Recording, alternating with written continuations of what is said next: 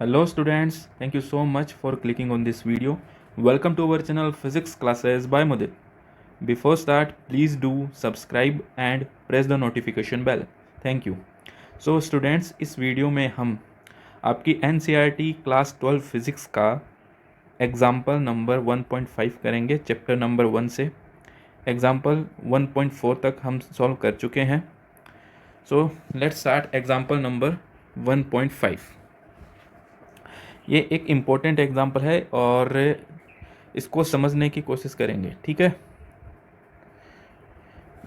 ए charged metallic sphere ए, एक sphere ए है जो कि चार्ज किया हुआ है, मेटालिक स्फेयर है। Is suspended by nylon thread, nylon के धागे से इसको यहाँ हैंग किया हुआ है। Another charged metallic sphere be held by an insulating handle is brought close to A such that the distance between their centers is 10 centimetre. एक दूसरा कोई चार्ज्ड स्फेयर है, ठीक है, इसको एक इंसुलेटिंग हैंडल से पकड़ा हुआ है, ठीक है, और इस बी को ए स्फेयर के पास में लेकर आते हैं। कितने डिस्टेंस तक? 10 सेंटीमीटर डिस्टेंस तक। और ये जो 10 सेंटीमीटर डिस्टेंस है वो इन दोनों स्फेयर के सेंटर के बीच की डिस्टेंस है, ठीक है। Spheres A and B are touched by uncharged spheres C and D respectively। फिर क्या किया इसने भाई, A और B ये दोनों तो क्या थे? चार्ज्ड थे, ठीक है। अब A और B दोनों चार्ज स्फेयर को C और D दो अलग स्फेयर्स हैं और C और D जो स्फेयर्स है वो दोनों अनचार्ज है, इनके ऊपर कोई चार्ज पहले से नहीं था। तो A को तो C से टच किया है और B को D से टच किया है, ठीक है। C and D are then removed, ठीक है। टच कुछ देर तक इन्होंने टच किया, A को C से, B को D से, और उसके बाद में A B को वापस क्या कर लिया? अलग अलग कर लिया, ठीक है। Removed and B is brought closer to A to distance 5 centimetre between their centres. अब A B को C D से अलग करने के बाद में क्या किया? B को A के और पास लेकर आए। कितना पास लेकर आए? पहले 10 सेंटीमीटर था डिस्टेंस, और अब जो C जो डायग्राम है उसमें अब कितना पास लेकर आ गए हैं? 5 सेंटीमीटर तक A को B के पास में लेकर आ गए हैं। तो अब ये क्या पूछ रहा है हमसे कि what is the expected repulsion of A on the basis of Coulomb's law. Spheres A and C and spheres B and D have identical sizes. Ignore the sizes of A and B comparison to the separation between their centers, ठीक है। तो basically इसमें कहने का मतलब क्या है कि आपके पास दो स्फेयर्स हैं, एक स्फेयर्स है A, एक स्फेयर है B, और दोनों को चार्ज किया हुआ है। A को नायलॉन थ्रेड से लटका दिया गया था और B जो स्फेयर था वो चार्ज था, उसको एक इंसुलेटिंग स्टैंड से इसके पास में लेकर आए हैं। और कितना पास में लेकर आए थे? 10 सेंटीमीटर तक पास में लेकर आए थे, ठीक है। अब फिर क्या किया कि A और B को दो अलग स्फेयर्स C और D से टच किया। याद रखना कि जो C और D है वो पहले चार्ज नहीं थे, ये क्या थे? C और D ये दोनों क्या थे? अनचार्ज्ड। इस चीज़ को नोट करना, ठीक है। और A और B ये क्या थे? पहले से क्या है? चार्ज्ड। तो बच्चों हमने क्या एक मेथड पढ़ा हुआ है, charging by conduction. Charging by conduction में क्या होता है कि अगर आप एक चार्ज स्फेयर को एक अनचार्ज स्फेयर के पास में लेकर आते हैं, कांटेक्ट करवाते हैं, तो चार्ज स्फेयर से अनचार्ज स्फेयर में चार्जेस का क्या होता है? ट्रांसफ़र होता है। तो ए क्या है? चार्ज है। बी क्या है? सी क्या है? अनचार्ज है। तो ए से सी में क्या होगा? चार्जेस का ट्रांसफ़र होगा। इसी तरीके से यहाँ पर बी क्या है? चार्ज है। सी क्या है? अनचार्ज है। तो बी से डी में चार्जेस का क्या होगा? ट्रांसफ़र होगा। तो ए से सी में होगा और बी से डी में। क्यों? क्योंकि ए बी चार्ज है और सी और डी अनचार्ज है। तो हमें पता है by the method of charging by conduction, charges transfer from charged sphere to uncharge sphere, ठीक है। अब उसके बाद में क्या किया है कि इनको 10 सेंटीमीटर से 5 सेंटीमीटर तक लेकर आए हैं, ठीक है।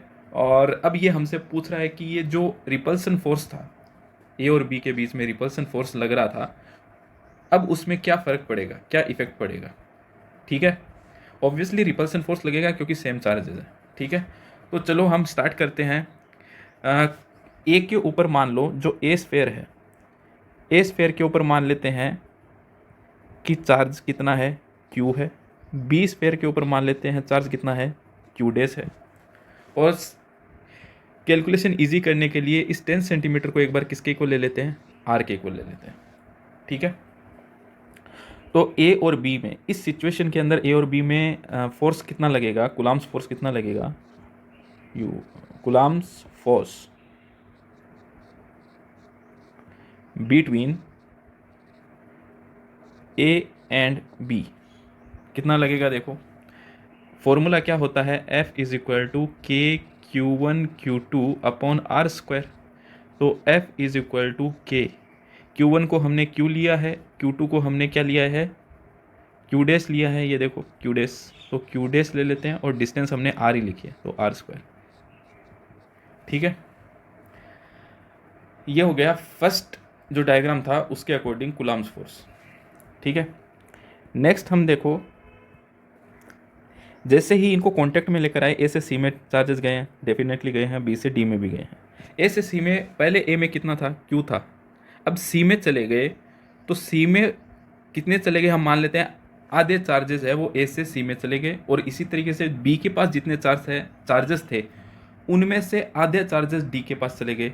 तो अब ए के पास कितने चार्ज बचे, Q/2, और बी के पास कितने बचे, Q'/2। क्यों, क्योंकि ए से आधे सी के पास चले गए और बी से आधे डी के पास चले गए। तो ए के पास कितना बचा, पहले क्यू था तो क्यू का आधा Q/2, पहले बी के पास Q डैश था तो अब Q डैश का आधा Q'/2 बी के पास बचे, ठीक है। और ये जो डिस्टेंस है 5 सेंटीमीटर, अब ये देखो 10 से 5 हुआ है, पहले कितनी थी 10 से 5 का मतलब आधी हो गई, पहले r डिस्टेंस थी तो अब डिस्टेंस कितनी हो गई, r/2, ठीक है। तो अब फॉर्मूला लगाते हैं, कूलम्ब्स फॉर्मूला ये वाला ही लगेगा, है ना। तो F डैश मान लेते हैं इसको, इस सिचुएशन के अंदर फोर्स को F डैश मान लेते हैं। F dash is equal to k Q, अब यहाँ पर Q1 क्या है, Q1 को Q/2 लिखेंगे, Q/2, और Q2 को क्या लिखेंगे, Q'/2 अपॉन R डिस्टेंस कितनी है अब, R/2 है, तो R/2 का whole square. So F dash is equal to Q dash 2 × 2 4 upon R/2 का होल स्क्वायर सोल्व करेंगे तो R² अपॉन 4। अब ये 4 से 4 क्या हो जाएगा, कैंसिल हो जाएगा, क्या बचा, F dash is equal to Q dash upon R²। So ये फॉर्मूला, ये जो फोर्स लगा है F डैश, ये सिचुएशन सी में लगा है, ठीक है। अब हमको चेक करना है कि सिचुएशन ए से सी में जो हमने चेंजेस किए थे, एक हमने ये कंडक्शन मेथड अप्लाई किया, उसके बाद में डिस्टेंस हमने हाफ कर दी, तो क्या फ़र्क पड़ा। तो हम चेक करेंगे इक्वेशन नंबर 1 को और इक्वेशन नंबर इसको सेकंड दे दो। तो फर्स्ट और सेकंड में देखो Q dash upon R² RHS में है, और यहाँ पर RHS में Q डैश अपॉन R² है। RHS इक्वल है तो LHS भी इक्वल होगा, यानी F is equal to F dash. मतलब सिचुएशन ए में जितना फोर्स लग रहा था उतना ही रिपल्सिव फोर्स सिचुएशन सी में लग रहा है। So there is no effect. Okay, हम यह कह सकते हैं कि ये जो हमने चेंज करने के बाद में भी कूलम्ब्स फोर्स नहीं बदला है, कूलम्ब्स फोर्स में चेंज नहीं हुआ है। जो कूलम्ब फोर्स सिचुएशन ए में लग रहा था उतना ही कूलम्ब फोर्स सिचुएशन सी में लग रहा है। So this is the result of this question. So students, अगर आपको वीडियो अच्छा लगा है तो प्लीज़ इसे लाइक करें, अपने फ्रेंड्स के साथ शेयर करें, and don't forget to subscribe. Thank you.